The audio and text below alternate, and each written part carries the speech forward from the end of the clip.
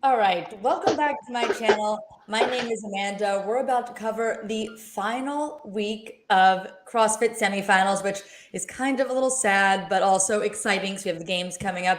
I am here with Jackson Miller. He is a CrossFit coach and athlete, as well as a CrossFit enthusiast who just enjoys watching all this stuff like I do. Jackson, I already did a live stream about how I felt about last week, but you have any thoughts on last week's semifinals?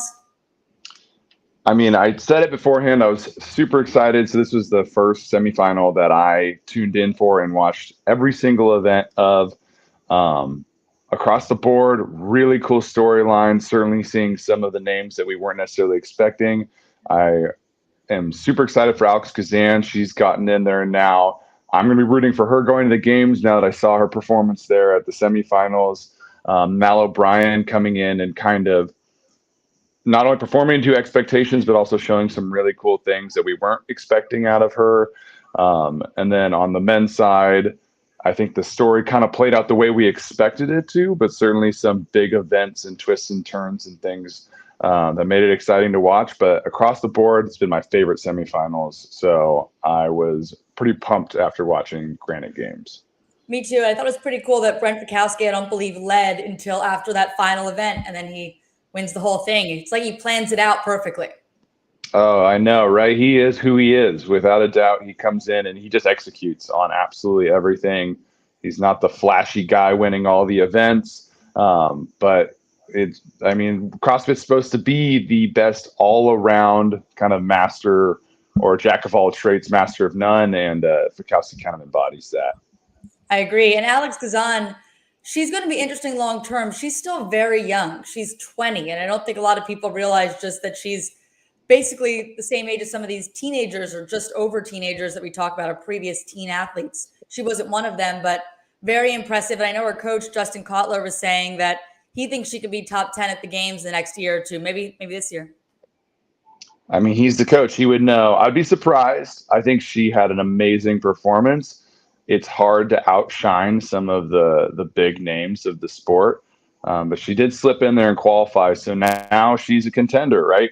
You got to earn that spot, and now your name get put in the basket, and you get to really prove yourself. But we'll see how far she comes. But I mean, once again, Justin Collar is a great coach. Underdogs is performing phenomenally across Yes. the board. They're performing super well. So I'm excited to see. I'm really going to be rooting for her. I am trying to see if she can show up at the games this year and do something cool.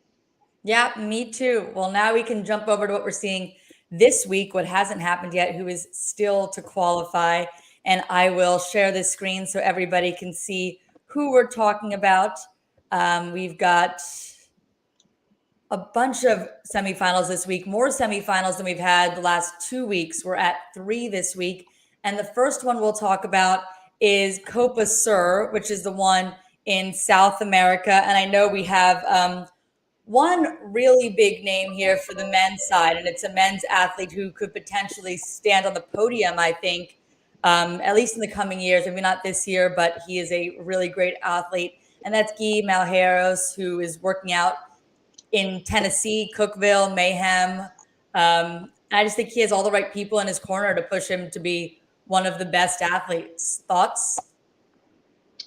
I mean, he is who he is. He's certainly probably the most flashy and exciting athlete there is in the sport of CrossFit. I'll go as far to say that he just absolutely is a power output machine, and he does it beautifully. He moves so well.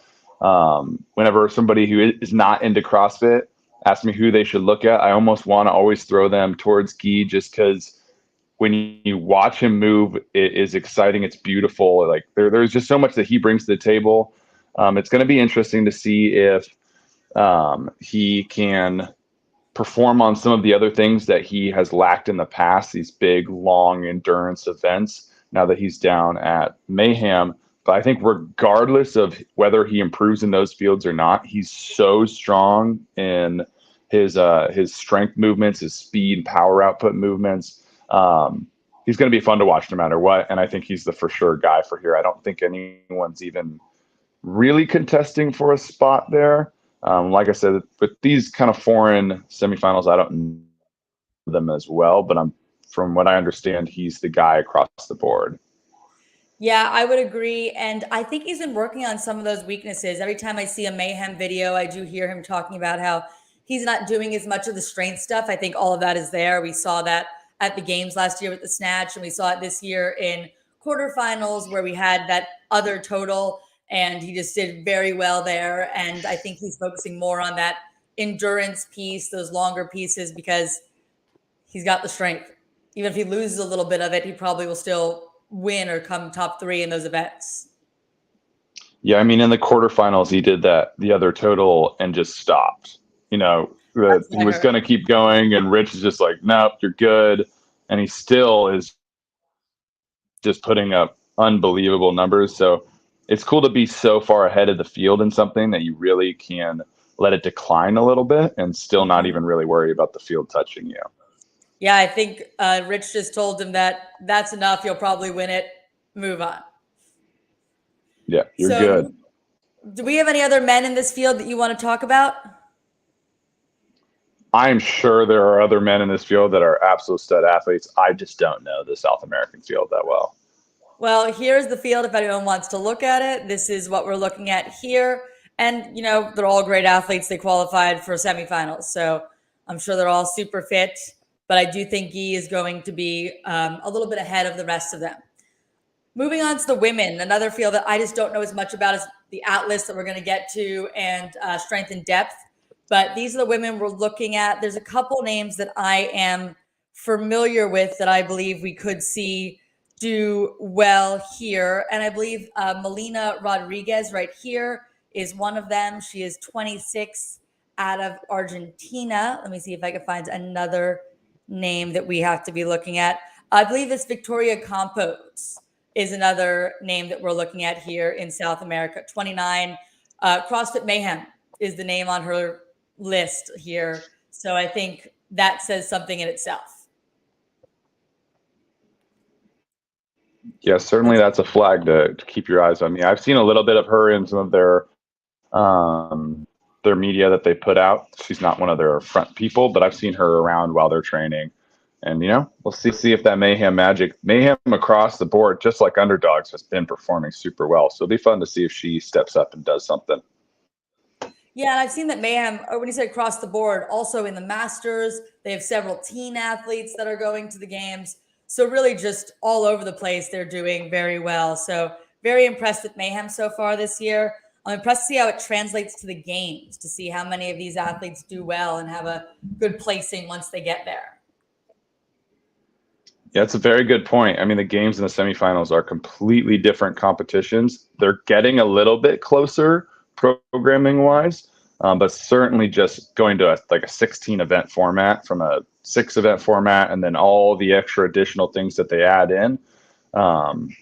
We'll see if they are just more than kind of a machine towards putting people towards qualifying and are actually top podium contenders. Does do a lot of volume, so I wonder if that'll help out with the 16 event format at the games. I'm going to pop up the teams. I don't think either of us have a great idea of who's going to do well here, but let's see, have someone can jump in if you do. But this is what the teams look like. Shout out to all these teams. Move it over to the strength Atlas. We'll do Atlas first, second, first on the list. Atlas games. Here is our men's division for the Atlas games. I think we have quite a few athletes here. Once you get it up, do you want to start us off on that? Yeah, I mean, I think the 2 big names that we want to look at are going to be obviously Jeffrey Adler and then Patrick Vellner. Patrick Vellner has got to be your top contender towards going on to the games and giving, I guess Justin Medeiros is the guy that we're all looking at right now, giving him a real push for that top podium spot. I would not be surprised to see Vellner come in at 2nd or 3rd here, actually. He tends to really be strongly suited for that games format, but it's amazing that guy seems to continuously get better and better. So we'll see if he just takes the top spot, walks away with it. I think he is the best athlete there is at this competition. But once again, we'll see how he does in the 6 event format. And And then Jeffrey Adler, of course, another guy who's been at multiple games, top athlete. I know he came off of, I believe, a shoulder injury over the last couple of years. So he's been trying to get back into it. So we'll see where he's at and if he's healthy and feeling good. So those are my two top contenders. And obviously there's a number of other guys that are going to be fighting for that 3 through 5 spot. Yeah, I agree about Pat Vellner. I also believe that his training is very focused on the games and trying to potentially win the games. So I don't think he's peaking for something like semifinals. This is not his games. For some of these athletes, getting to semifinals is their games, and they're peaking to do well here. And it's great if they make it to the games and try to peak again for that. But I think Pat Vellner, he believes that he's good enough to make it to the games, better than the programming. Doesn't matter what comes up at semifinals, he'll be top 5. And his goal is to get better for the games. This is not his games. Yeah, it's funny because people so commonly compare Vellner and Fikowski because they're the two top Canadian men. But in my mind, they are actually very different in the senses. Fikowski's almost bound to do well in just about everything. And Vellner is almost always bound to have one event where he kind of just eats it and takes a massive amount of points and then has to fight his way back in. I know that's typically at the games, but we'll see if something like that happens here. He loves to start himself at a little bit of a disadvantage at the start of these competitions. And I don't know if he does it for show, but certainly it makes it more fun to watch. But let's hopefully for him, he starts it off solid and is solid across the board. We hate to see him have to fight his way back in. Well, I feel like it's usually a swim event that he does really poorly on, and there won't be any water at the There Atlas. are no swimming events. That should help him out. I'll also throw into the mix Alex Vigneault. I believe he's been to the games a few times, so I think he can get back there in this field. He's a guy to look at. There's a guy right atop of him. It says Jeremy Vigneault. I don't know if they're related or not. I think that is his brother. Yeah. So cool. Yeah, I always see them. They do a lot of the online competitions, so I always see them out there competing. I've got a chance to compete against both of those guys in online competitions. They're both studs. And then I know Jack Farlow's the other name. I think he came third out of the quarterfinal from Canada. 20-year-old guy, really coming up in the sport. I know he has a history of performing at the teen level, but seems to be the media's got their eyes on him as well. Yeah, and we've seen quite a few people or men push their way up from the teens to now getting to the games level. Dallin Pepper would be one that we saw earlier this semifinal season who just did really, really well. Yeah, it seems that the teens is now an effective farm for top CrossFit athletes. I think it's more often than not now, if you see a newcomer in the sport, it's someone who has been coming up through that program, which is more in line with what we see in other sports, right? Mm-hmm. Very rarely do you see a 19, 20-year-old show up in another sport that we didn't, if you weren't involved in the sport, you saw them coming up from a very, very young age. So CrossFit's slowly becoming more of a standardized sport in that way. Yeah, we've seen it. I feel like we've seen it more on the women's side. We've had more women make that jump. Haley Adams, Mal O'Brien. We've seen a bunch of women, Alexis Raptis this year, but now I feel like we're starting to see more men who came from that field working their way into the general men's fields. So cool to see. Yeah, I'd be interested to know exactly why that is. I think maybe just because for men developing the strength to compete at the highest level, you may not see that strength until later in your 20s. Mm-hmm. But certainly like Dallin Pepper, he's so freaking strong. 18, 19 years old. Guy's another one who is also came from the teen division. And when he was a teen, he was throwing weights that we've never seen before. So I think having the massive strength as a teenager is probably required for the male side, not as much on the women's side.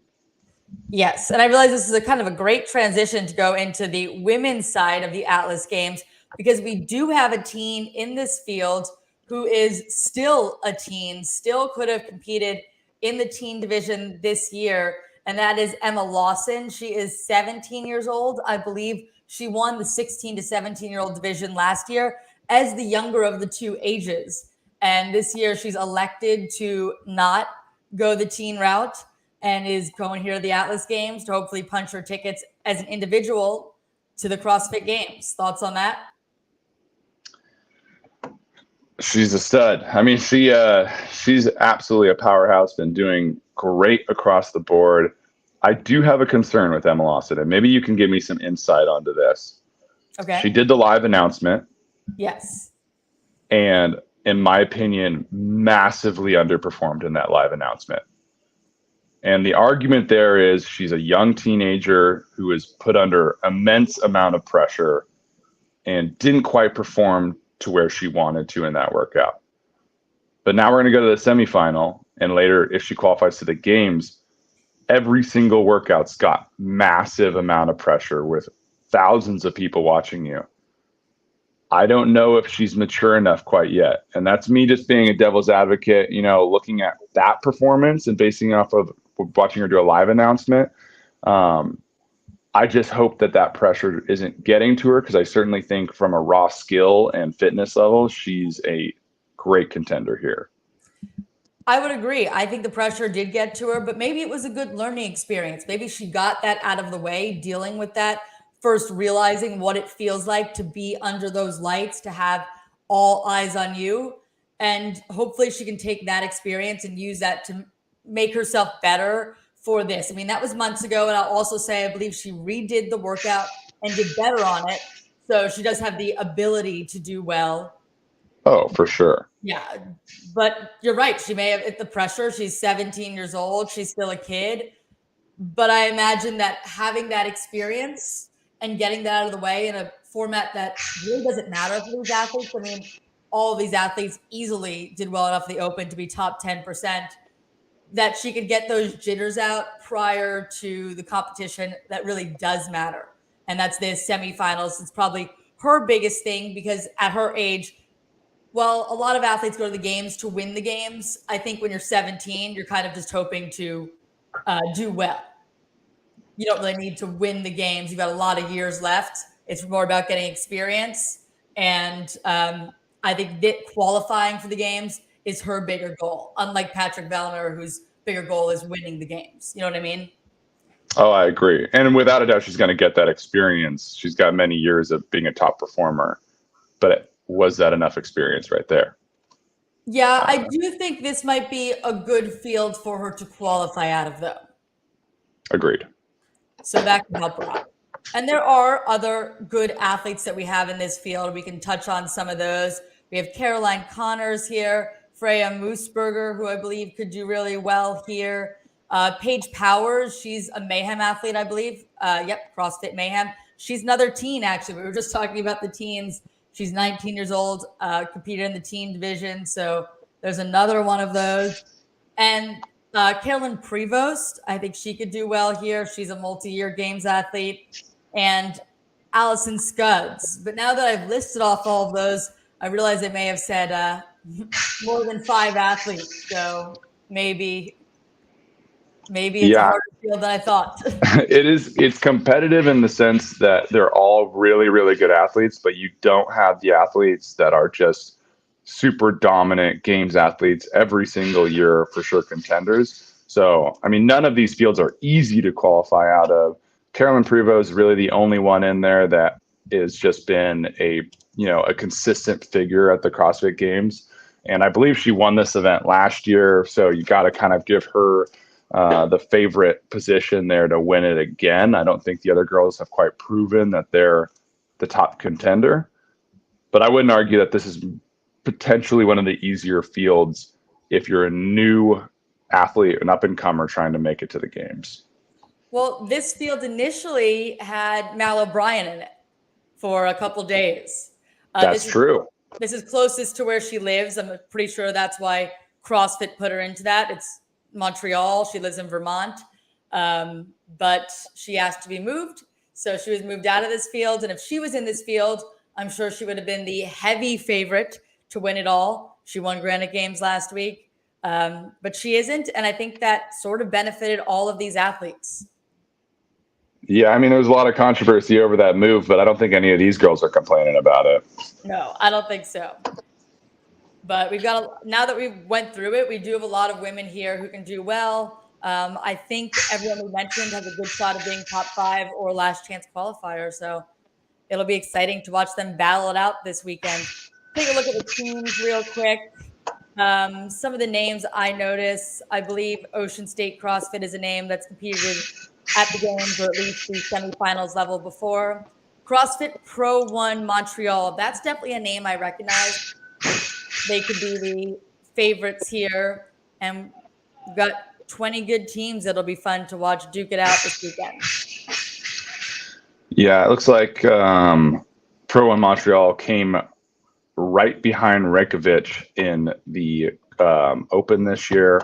Oh. So they're a top contending team, and also CrossFit PSC is another one that was a really good performer in the earlier stages of this year's games. So definitely some really good teams. I think this is going to be a really fun team event to watch because you've got these big teams competing that are phenomenal athletes stacked with pedigree athletes, but don't have to compete against the quote unquote super teams. Mm-hmm. Yeah. It's interesting to watch it be more balanced in that way. When you watch Mayhem and Reykjavik, they both swept their divisions, their fields. We probably won't have that here. I would assume not. But like I said in the past, my team knowledge is not nearly as good. So certainly their names I'm familiar with. So maybe some of these teams, there's a team in here that's just going to dominate. But I certainly hope that this is going to be, a tight field that's fun to watch. I agree. CrossFit Omnia Black, I also believe, is another name that could potentially do well. So we've got a couple in there that could make things interesting. But we'll head over across the Atlantic to London for strength and depth. I have the men's field pulled up, and I do believe we have quite a few names here, especially as I'm scrolling through it. You want to get us started with the men here? I'm going to let you get through while I load this up. Okay, perfect. So first name I see here, Christoph Horvath. That is Laura Horvath's brother. And he's been a multi-year semifinals athlete, regionals athlete. I think this is a good field for him potentially to make that jump to games athlete. I'm not sure if he's been there before. I don't believe he has, but I think this could be the year that he makes that jump. Jonakoski is certainly a games athlete, multi-years games athlete, and I think that he's going to punch his ticket back to the games. Elliot Simmons, we could see at the games this year. Willie Georges, he's competed at the games multiple times. Could see him back. I think he's been one of the fittest men in France multiple times. Yeah, those are a couple names that I'm looking at here. Yeah, both Reggie Fossa and Zach George are also pretty good contenders in there as well. I know Reggie Fossa just barely missed it. Was it last year or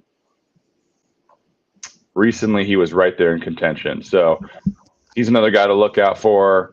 But yeah, I think right now we've got Joan Koski and Willie George. They're the top two contenders in there, the guys who have certainly been at the games multiple times, top performers. Willie Georges is coming off of an injury as well. Yes, Seems you're right. that he's doing well and he's healthy. I've seen a little bit of his training. He's a beast right now, so it'll be fun to see him competing. But I think you kind of cover most of the primary names that we're looking at. Yeah. I think Jonakoski, he's another one of those perennial games athletes. So I think, like I've mentioned before, there are some people that are just better than the programming. You're not going to see them get caught up in a certain workout. Like for the women, it's been that rope climb workout that's just caught some of them off guard and pushed them down. The weightlifting workout for some women is an outlier and just pushes them way down. For the men too. I think Jonakoski is one of those athletes that's just a little bit better than the programming, and that it doesn't matter what you're going to throw at him. He's a games level athlete. He's going to make it there. And I'd like to see Christoph Horvath at the games with his sister. Yeah, I mean, having a whole family of people in the we've seen it multiple times now. It's not unusual anymore to see siblings at the CrossFit Games. But certainly having two of the Horvaths there would be pretty cool. Just looking at the programming as a whole, I don't see anything that's going to kind of be a massive outlier. Seems like they've loaded up their endurance events heavily on the front of the weekend, which is not uncommon. And then the last two workouts are both fast moving workouts. Got your legless rope climb, and they're just basically a sprint 21:59 of echo bike and bar facing burpees.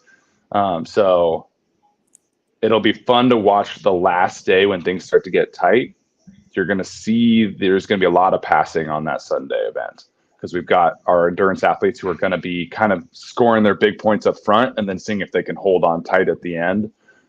So it'll be a fun event to watch, but I don't see anything that's going to throw anybody off who's just a good all-around CrossFitter. Yeah, and this is, I believe, only the second week that we've seen that legless rope climb event come on the final day. What did you think of that at Granite Games? It was the final event there, I believe. It was the final event. I thought it played out pretty well.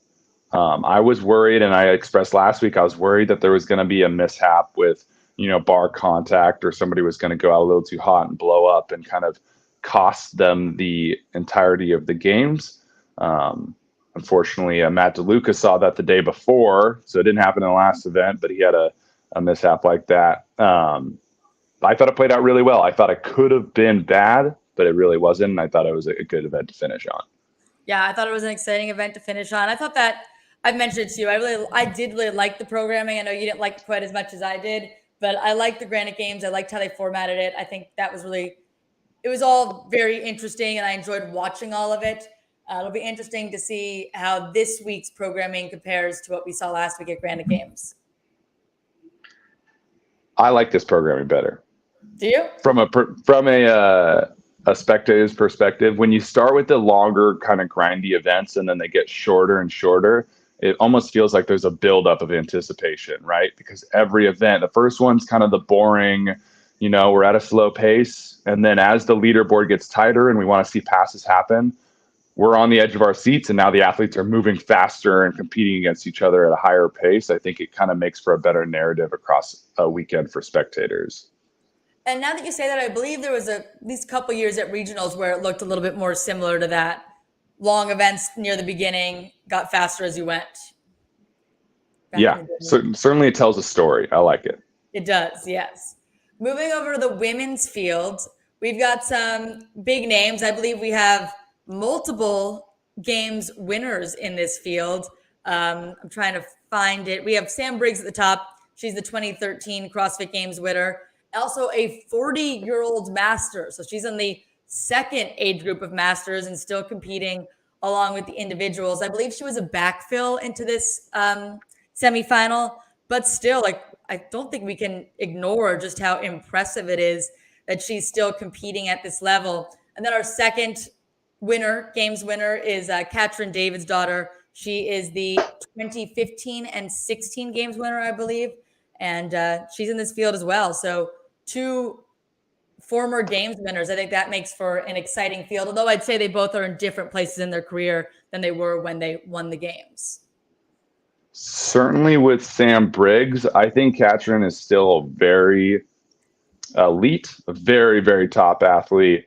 I think her drop off from her podium performances has more to do with the field coming up than her necessarily losing fitness. I think she could potentially perform extremely well here. I'm interested in her this year just because she's no longer with CompTrain. That was going to be my next question for you. What do you think about her move? It's time to just not with CompTrain. She moved across the world. She went back home. Yeah, she went back home, and she's training with Annie now. Annie had an unbelievable year last year. She seems to be doing very well on team this year.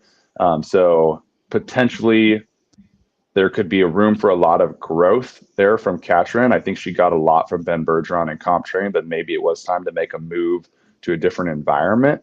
But anytime you see dramatic move like that, it's either going to go one way or the other. Certainly with all the athletes kind of leaving CompTrain right now and trying different things, I think it kind of suggests that it's probably a good move, and she probably made the right decision. So hopefully she performs well. I like her a lot as an athlete, and I think she has a shot at doing well here. I think she also seems very happy in life all around, which could have a positive effect here. Who else are you looking at in this field? Certainly Emma McQuaid. Unbelievable athlete. She's probably another one who's there looking at a top contention spot. And then Emma Tull. Is that I who? think I may have Yeah. seen something on Morning Chalk Up that she's not competing anymore, Really? that she's injured or something. Here, keep talking. I'm going to look it up to see if I can find it on her Instagram. Yeah, so Emma Tull last was 19th in the 2021 games. So when I was looking just at some different laydowns of the format, they all had her performing pretty well here. Many of people have her finishing in the top 5 and qualifying. So having her not in the field would make a massive difference. Yeah, so her last Instagram post from 22 hours ago says, I feel heartbroken to tell you that I will not be stepping on the competition floor at Strength and Depth this weekend. Oh, well, that is a bummer. She said she's heartbroken. She's had the flu. She thought she was fitter than ever prior to that. Acute bronchitis, asthmatic bronchitis. So I think she's just gotten sick recently and is just not going to be able to compete or have her strength back in time for the games or for semifinals. Well, that is unfortunate, but certainly, once again, the rest of the girls probably aren't that upset about it. But losing somebody who would have been a contender is a bummer. But this is such a competitive field that it's going to be a good event regardless. I think right above her on the list, Thuri Helgadottir is an athlete that is often overlooked, but I think that she's always a contender to go to the games.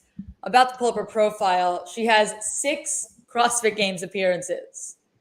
Yeah, she's been a couple of times and performed very well many a times.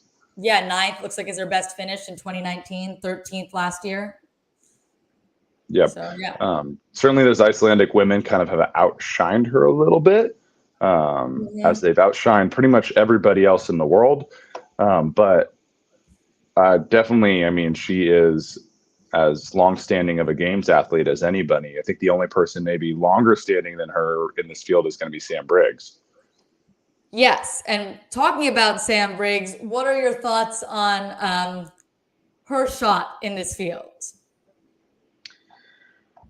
She seems to just perform really well in person. So especially like their first event is going to be a long run, row, big endurance event. She's kind of the person I was talking about where that first day, I think they're going to come out big, swinging for some big points. I just feel like the events or the athletes are too strong right now for her. I don't know if she's going to be able to put up a number big enough to contend for a top 5 spot on that clean complex. I know kind of Haley Adams put up, I think, around 200 on that lift and still made it in. Yeah.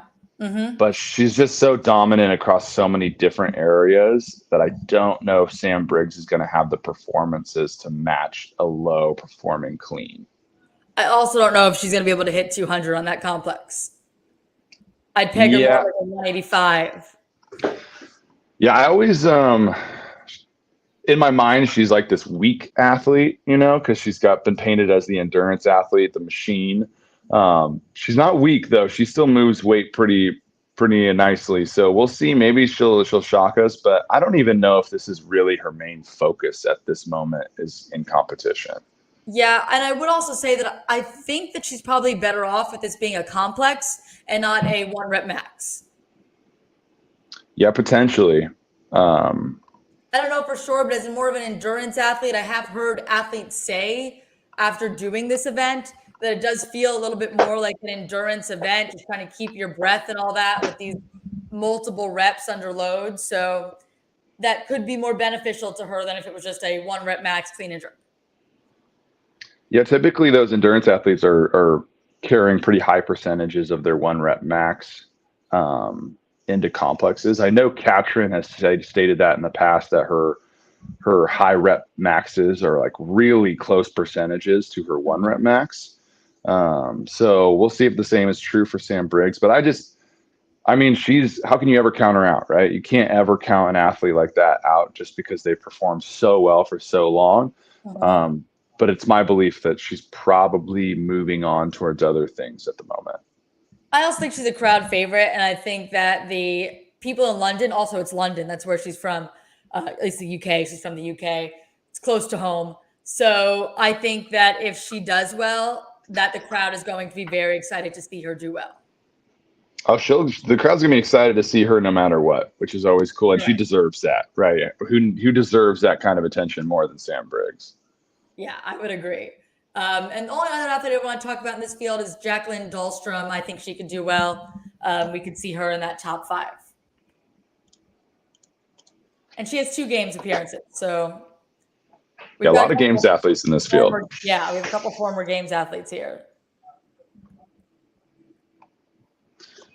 Yeah, certainly. And then if we move on to the teams, we'll take a look at who's competing over here, if there's any names.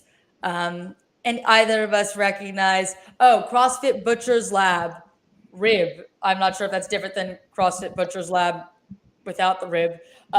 Maybe they have multiple teams. And then CrossFit Oslo, navy blue. I'm not sure, is that their main team or they have a second team here? They have CrossFit Oslo Underdogs. But CrossFit Oslo is the gym that Kristen Holta competed out of, and that she's still working there and working with a lot of these athletes. And I think we could see something from maybe both of these CrossFit Oslo teams. Yeah, I know they're a top performer in the region. I mean, having 2 teams in here, anytime you're putting multiple teams into a semifinal is super impressive. I think those are the top 2 performers out of this field. Yeah, CrossFit Nordic also is a name I recognize. That could be someone as well. But I would say CrossFit Nordic, CrossFit Oslo, the 2 teams, then also CrossFit Butcher's Lab, because I am pretty positive that that gym has sent a team to the games in the past, because that's a name that's kind of easy to recognize. You know, you hear Butcher's Lab. Oh, it's a cool name. I'll give them that. Yeah, Butcher's Lab was 11th coming out of the Open. Okay, there's 2 here. It says Butcher's Lab BL and then Butcher's Lab Rib. So I'm going to guess that's Butcher's Lab Black, because that's typically how they name their teams. Oh, okay. Which is their second team. Got it. Okay. So yeah, there's a couple teams here that I think sound interesting that probably have games experience on their teams, definitely have games experience in their gym, like we talked about Oslo with Kristen Holta. So I think there's a lot of teams that could potentially do really well here and make the team competition more interesting, more balanced than we saw, I would imagine, with Mayhem. But you never know. There could be a team in this field that just comes out way more dominant than the rest of the teams. Yeah, I mean, it's exciting. I'm taking looking at some of the team events. I think we took one of their team events and we're going to be doing it in our programming this month. So yeah, it'll be fun to watch the team event, see if we can't replicate it. Yeah, I think that'll be a challenge. I mean, these team events are pretty hard. These athletes are very, very good. I think in the past, we've looked at teams as more of the lesser athletes, and maybe a lot of them couldn't beat Tia, right? But there are athletes on some of these teams that could be very competitive in the individual field now. It's not like a secondary thing. Some athletes are choosing to go teams. They prefer being in that environment, or they just like the training better. Yeah, I mean, there's a lot of reasons why people are going team now. And I think we're starting to see people who are committing to team early on, and that makes a huge difference. When you're working with a group of athletes all year long on building up some of these skills, there's so much synchro, so much communication. Now we're starting to see teams really, really performing at a top level. Yes, I agree. And I think this weekend is going to be a fun weekend. This is the second weekend that we have 3 semifinals. Just a lot of stuff to watch, and that always is exciting. I'm excited to watch it. A little bummed that it's the last weekend. A little bummed this is the last time we're doing this. But it's been fun. Yes, certainly. Thanks for having me on for these, and hopefully we can do something for the games. Something for the games, and maybe something for the last chance qualifier. I mean, there's not a lot of information put out about that, but I think that we'd have the athletes and we'd have the workouts, and you can't really watch it like we watch these, but I think it could be fun to preview to give people something to look out for that weekend. I'd love to take some picks. Go and see if we can't pick them. The two. Yep. We should try it. All right. All Well, this right. has been fun. It'll be a fun weekend to watch. Leave a comment below if you have anything to say about our picks, and we'll see you in the next one. All right. Thank you.